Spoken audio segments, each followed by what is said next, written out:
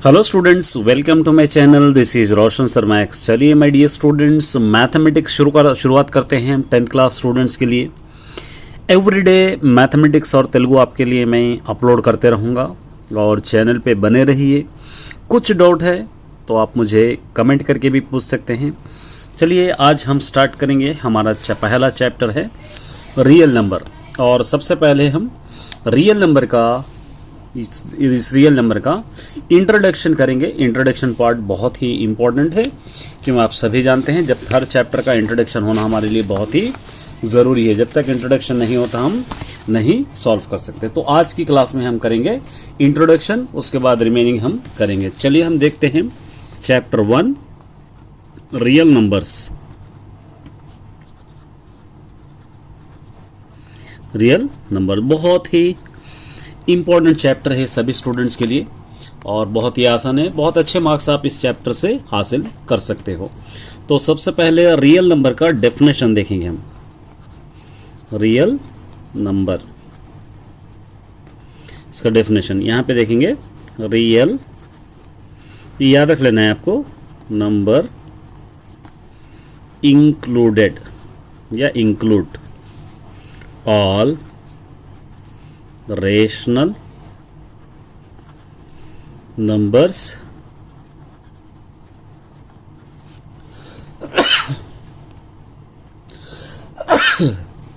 sorry as well as all irrational numbers। उसके साथ साथ the set of real numbers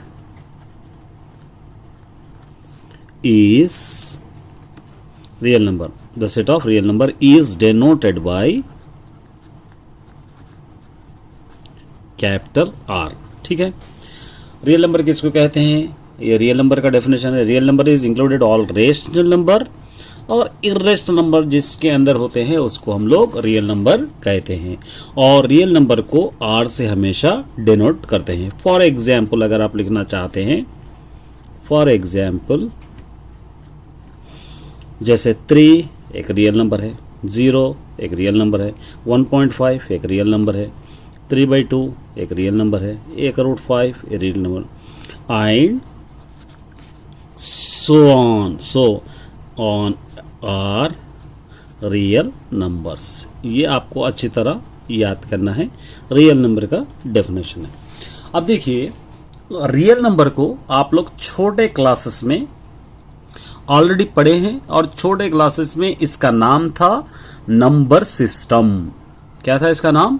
number system. Next page में हम solve करेंगे इसके लिए नंबर सिस्टम क्या होते हैं। देखिए नंबर सिस्टम रियल नंबर को। अब यहाँ पर आपको देखना है नंबर सिस्टम क्या है। देखिए आप लिखना है नंबर सिस्टम, ये अच्छी तरह याद रखना है। नंबर सिस्टम आपको पता ही है, और सबसे पहले नंबर सिस्टम में आते हैं natural numbers.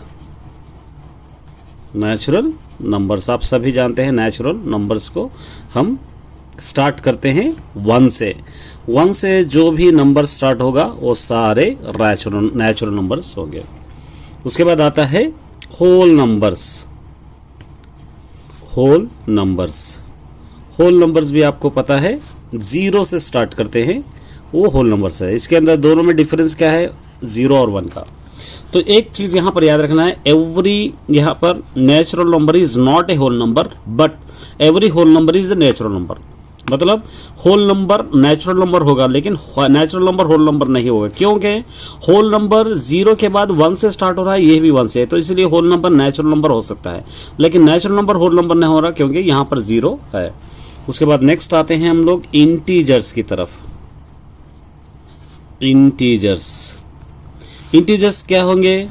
Positive and negative. देखिए 0, 1, 2, 3, ये -1, -2, -3, ये हम लोग कहेंगे, ये सारे नंबर्स को कहेंगे पॉजिटिव इंटीजर्स कहेंगे।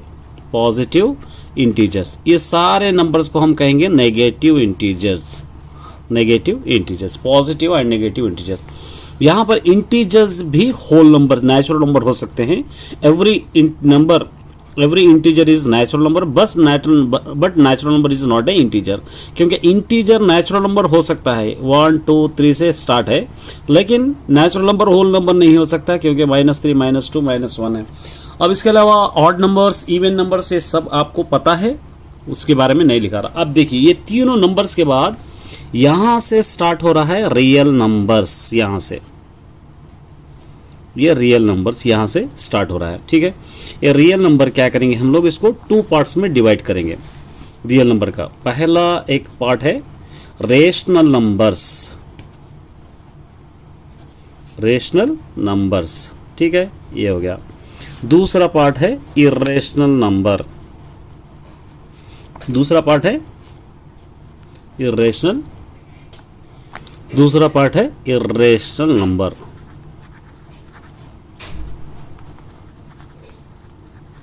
ये दोनों रियल नंबर में आते हैं। और रेशनल नंबर कौन सा नंबर है, those number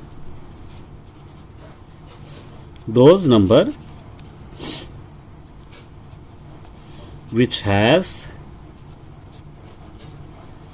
P by Q form, Q not equal to 0 होना चाहिए। P by Q form, Q not equal to 0।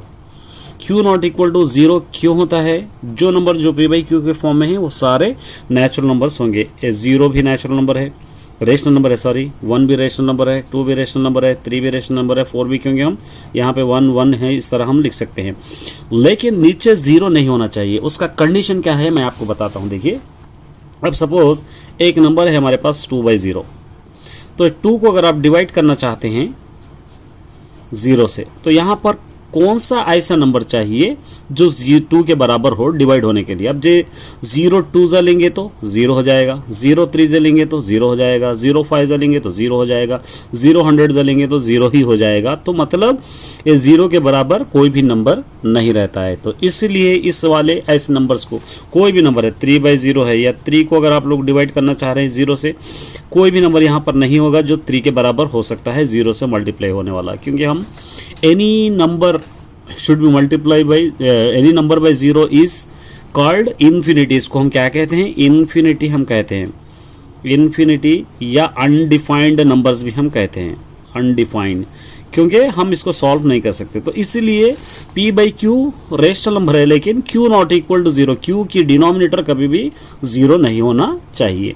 अगर कोई भी नंबर के नीचे अगर डिनोमिनेटर में 0 है तो समझिए वो नंबर अनडिफाइंड है बोलकर हम लोग मालूम कर सकते हैं। ये हो गया आपके पास रेशनल। अब इर्रेशनल नंबर में क्या क्या आएंगे, कोई भी नंबर हो सकता है, 0.01 001 0001 ये हो सकता है, या जिसका स्क्वायर रूट नहीं आता, √2 √3 √5 ये हो सकता है, और √7 ये हो सकता है। उसके बाद पाई भी हो सकता है, या 0.0101 कोई भी नंबर हो सकता है। ये नंबर्स है irrational numbers, rational line irrational numbers, ये अच्छी तरह आपको समझना है। ठीक है, ये हो गया रियल नंबर में आएंगे। उसके बाद ये नंबर्स आपको 2 टाइप्स में डिवाइड होते हैं, उसको हम करेंगे rational numbers. Rational numbers 2 types में डिवाइड होते हैं, यहाँ पर मैं कराऊंगा। देखिए, रेशनल नंबर्स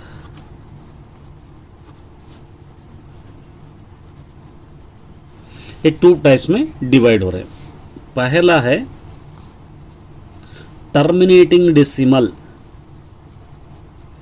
टर्मिनेटिंग डेसिमल एक हो गया। दूसरा हो जाएगा non terminating decimal, non terminating decimal,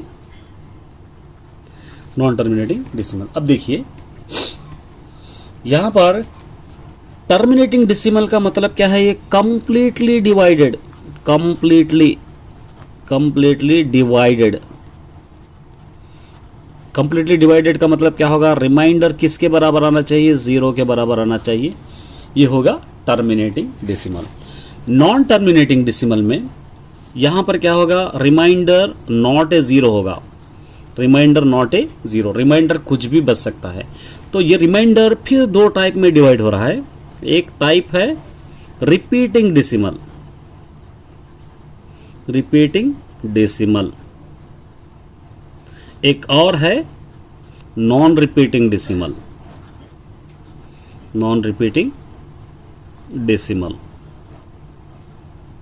ये रिपीटिंग डेसिमल का मतलब क्या होगा, यहां पर लिखेंगे, ये अच्छी तरह लिख लीजिए कोएफिशिएंट। कोएफिशिएंट क्या है मैं समझाऊंगा।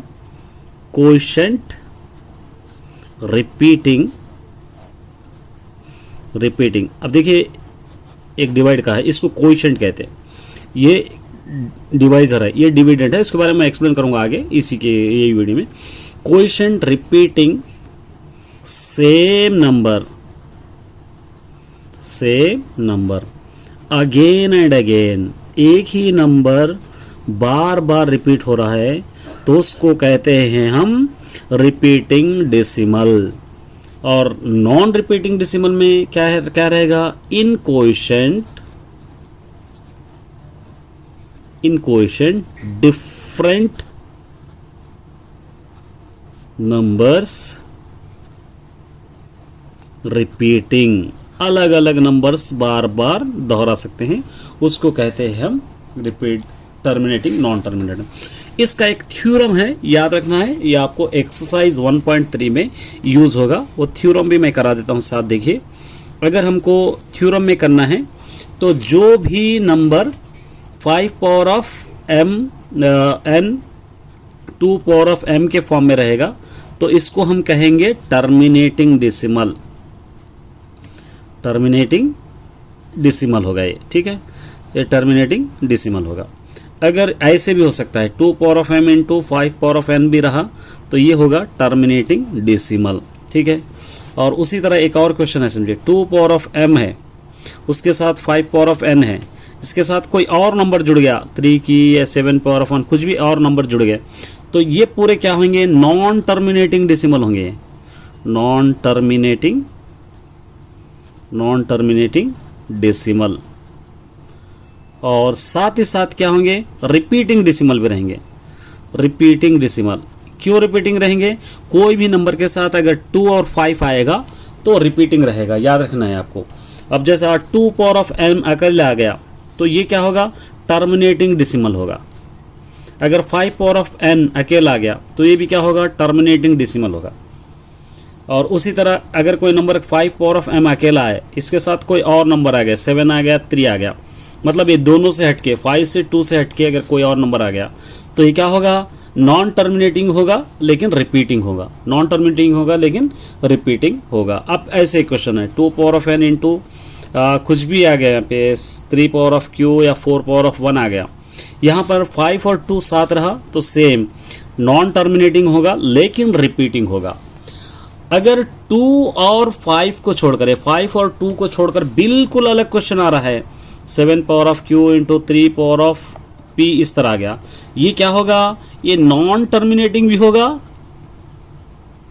नॉन टर्मिनेटिंग भी होगा और साथ ही साथ क्या होगा, नॉट रिपीटिंग डेसिमल भी होगा, नॉट रिपीटिंग डेसिमल भी होगा। ये आपको अच्छी तरह याद रखना है। ये कोई भी, ये 2 और 5 अगर साथ नहीं आ रहा, बिल्कुल अलग नंबर सारे, तो नॉन टर्मिनेटिंग होंगे लेकिन repeating decimal, not repeating decimal होंगे।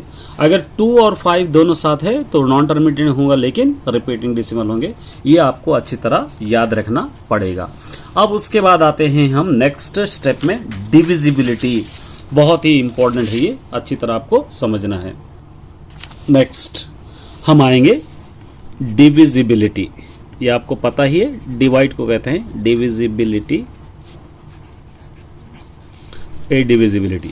अब देखिए अगर एक नंबर को किसी नंबर से, सपोज 2 है, अगर 2 से डिवाइड कर रहे 2 को, 2 1 जा 2, रिमाइंडर हो गया 0।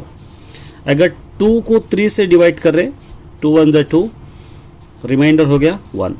2 को 4 से डिवाइड कर रहे, 4 को 2 से डिवाइड कर रहे, 2 2 जा 4, रिमाइंडर हो गया 0। 5 को अगर आप 2 से डिवाइड कर रहे, 2 2 जा 4, रिमाइंडर हो गया 1। मतलब कोई भी नंबर को आप किसी नंबर से डिवाइड कर रहे तो उसका रिमाइंडर उससे कम होगा, एक नंबर कम होगा। तो इसको हम क्या करेंगे, इसका रिमाइंडर यहाँ पर लिखेंगे, यहाँ पर हम लिख लेंगे ये नंबर है, ये रिमाइंडर है समझिए। अगर आप 2 से डिवाइड कर रहे उसका रिमाइंडर 0 हो सकता है या 1 हो सकता है, यहाँ पर 0 हो सकता है या 1 हो सकता है। अगर आप 3 से डिवाइड कर रहे, 3 1 जा 3, ये 0 हो गया, 4 आ गया, 3 1 जा 3, ये हो गया 1। 5 से डिवाइड कर रहे, 3 1 जा 3, ये हो गया रिमाइंडर 2। 6 आ गया, 3 2 जा 6, फिर क्या हो गया 0। मतलब अगर किसी नंबर को आप 3 से डिवाइड कर रहे तो उसका रिमाइंडर 0 आएगा या 1 आएगा या 2 आएगा। देखिए 0 1 2 आएगा। मतलब जो नंबर आप डिवाइड ले रहे उससे एक नंबर कम आएगा। अगर आप 4 है, 4 को अगर आप 4 से डिवाइड करें, 4 1 जा 4, ये हो गया 0। 5 है, 4 से डिवाइड करें, 4 1 जा 4, रिमाइंडर हो गया 1। 6 है, 4 से डिवाइड करें, 4 1 जा 4, रिमाइंडर 2। 7 है, 4 से अगर आप डिवाइड कर रहे, 4 1 जा 4, रिमाइंडर 3। 8 से आप डिवाइड करें, 4 2 जा 8, रिमाइंडर हो गया 0। मतलब देखिए किसी नंबर को 4 से डिवाइड करें तो रिमाइंडर 0 1 2 3, 0 1 2 3। 5 से डिवाइड कर रहे हैं, इसका रिमाइंडर आएगा 0 1 2 3 4। 6 से डिवाइड कर रहे हैं तो 0 1 2 3 4 5 आएगा। ठीक है, अब ये नंबर है, सपोज एक नंबर हम ले लिए 2 डिवाइडेड बाई 2 1 जा 2, ये नंबर ले लिए, यह 0 आ गया।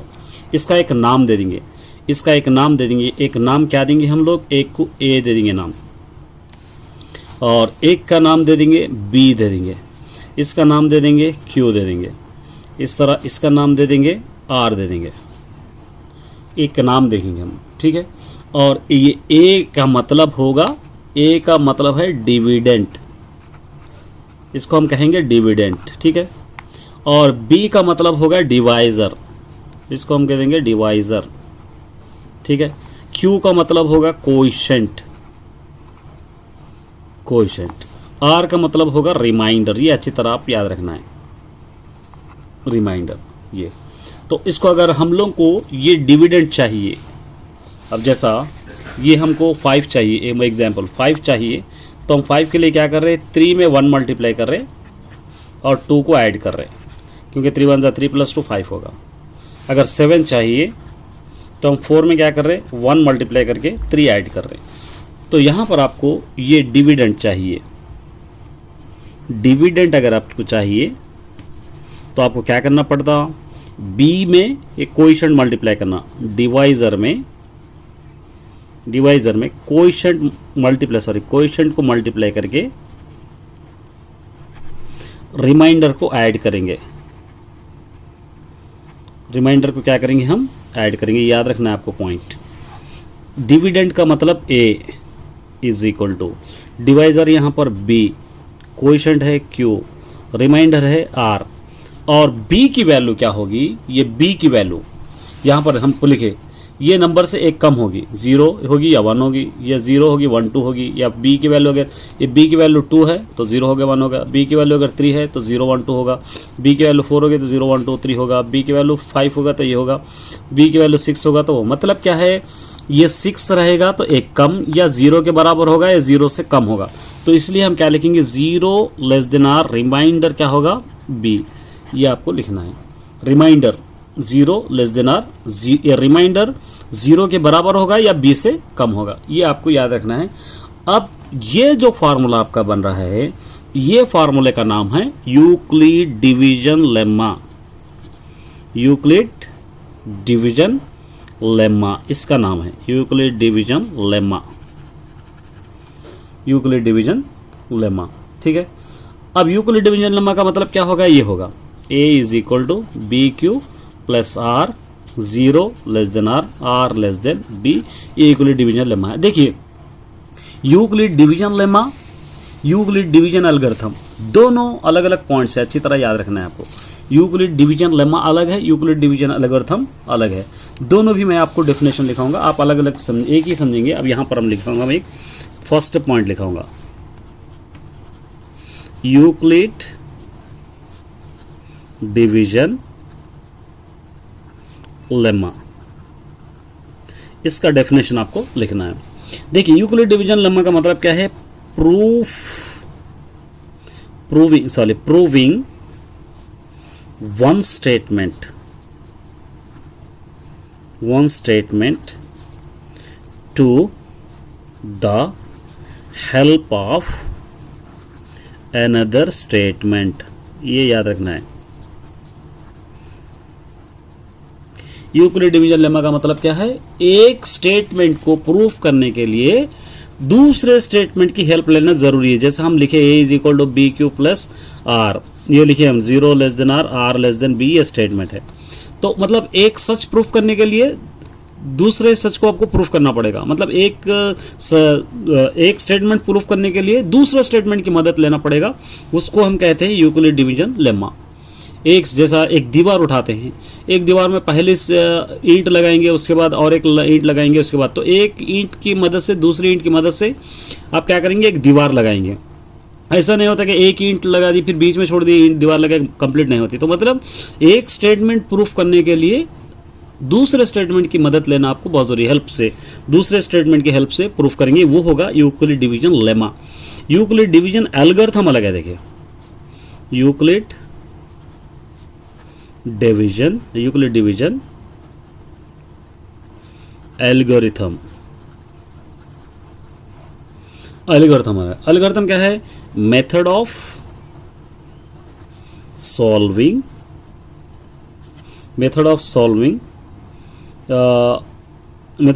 प्रॉब्लम और स्टेप बाय स्टेप प्रोसीजर। मतलब क्या है? ये दोनों में डिफरेंस क्या है? यूक्लिड डिवीजन लेमा वो है एक स्टेटमेंट प्रूफ करने के लिए दूसरी स्टेटमेंट की हम लोग हेल्प ले रहे हैं, लेकिन यूक्लिड डिवीजन एल्गोरिथम वो है एक क्वेश्चन को सॉल्व करने के लिए एक तरीका अप्लाई करते हैं। जैसा यहाँ पर अगर एक क्वेश्चन है हमारे पास 42 है, अगर आप उसको 2 से डिवाइड कर रहे हैं, पहले 2 2 4 करते, उसके बाद ये 2 लिखते, 2 1 2 लेते, तो ये जो मेथड है उसको आप क्या करते? ये एक मेथड यूज़ करने को आप लोग क्या करते हैं? Euclid division algorithm. अब देखिए एक क्वेश्चन अगर आप मैं बता रहा हूँ, अगर अब यहाँ पर हम लोग लिखे 4 है, ये 4 को 2 से डिवाइड करें, 2 2 4, यहाँ पे आ गया 0। या 9 है, 9 को आप 2 से डिवाइड करें, 2 4 8 हो गया, रिमाइंडर आ गया 1। अब यहाँ पर आपको ये step by step procedure Euclid division lemma का मतलब क्या है? a is equal to B Q plus R, ये तो आपको पता है। यहाँ पर a, ये 4 अगर प्रूफ करना है तो आपको 2 × 2 लिखकर प्लस 0 आप ले लेंगे। ये 9 अगर आप प्रूफ करना है तो 2 × 4 प्लस ये 1 ले लेंगे। तो ये मेथड को आप क्या कहते हैं? यूक्लिड डिवीजन एल्गोरिथम है। ये यूक्लिड डिवीजन एल्गोरिथम है, और ये फॉर्म में जो लिख रहे हैं हम लोग, ये फॉर्म में जो लिख रहे हैं वो यूक्लिड डिवीजन लेमा है। मतलब इसको सॉल्व करने के लिए इसकी हेल्प की ज़रूरत पड़ेगी, लेकिन यूक्लिड डिवीजन एल्गोरिथम को सॉल्व करने के लिए आप किसी की भी स्टेप की लेने की ज़रूरत आपको नहीं पड़ेगी, वही होगा यूक्लिड डिवीजन लेमा। ठीक है, ये अच्छी तरह। चलिए इंट्रोडक्शन में लास्ट पार्ट हम करते हैं। ये भी बहुत इंपॉर्टेंट पॉइंट है। देखिए नंबर 1, प्राइम नंबर्स। आपको पता ही है प्राइम नंबर्स किसको हम कहते हैं? Prime numbers. यहाँ पे क्या लिखेंगे? इसका डेफिनेशन लिखेंगे। क्या लिखेंगे? A number which is divided by their own table and divided by other table that is 1 is called prime numbers। Prime numbers मतलब सिंपल अगर आपको समझना है इसके अंदर, ओनली टू फैक्टर्स। मतलब क्या होगा? वो टेबल जो सिर्फ अपने आप से मल्टीप्लाई होता हो, जैसा 2 1 2, 2 फैक्टर्स है, 3 1 3, 5 1 5, 7 1 7, 11 1 11, 13 1 13, 17 1 17, 19 1 19। एक ही टेबल में आ रहा, 1 हो रहा, यानी तो अकेला अपने यहाँ पे लिखे हम the number which is divided own table, अपने आप से। जैसा 2 है, 2 से डिवाइड हो सकता है या 1 से, 3 है 3 से डिवाइड हो सकता है या 1 से, 5 है 5 से, मतलब ये 2 है तो 2 आएगा, 3 है तो 3 आएगा, 5 है तो 5 आएगा, 7 है तो 7 आएगा, 11 है तो 11, 13 है 13, जो नंबर लिख रहे हैं वो नंबर एक आएगा। उसके अलावा सिर्फ उसके साथ हर टेबल में 1 आएगा, उसको हम कहेंगे प्राइम नंबर्स, क्योंकि ये सेट्स में भी आपको बहुत ज़्यादा यूज़ होते हैं। एक और नंबर है कॉम्पोजिट नंबर, कॉम्पोजिट नंबर्स, ये भी बहुत इंपॉर्टेंट है। देखिए यहाँ पे लिखेंगे the number which is divided bye their own table and divided by other tables also.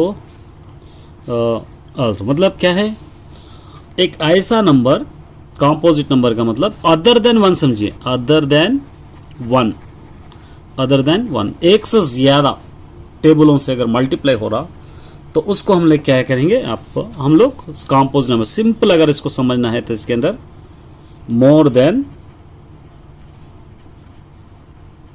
या अदर देन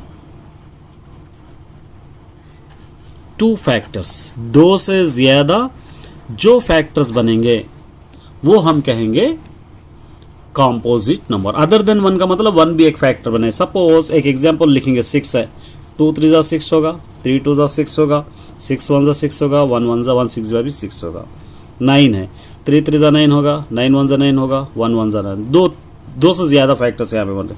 12 है, 2 3 जा 12, 6 2 जा 12, 3 4 जा 12, 4 3 जा 12, 12 1 जा 12, 1 12 जा 12।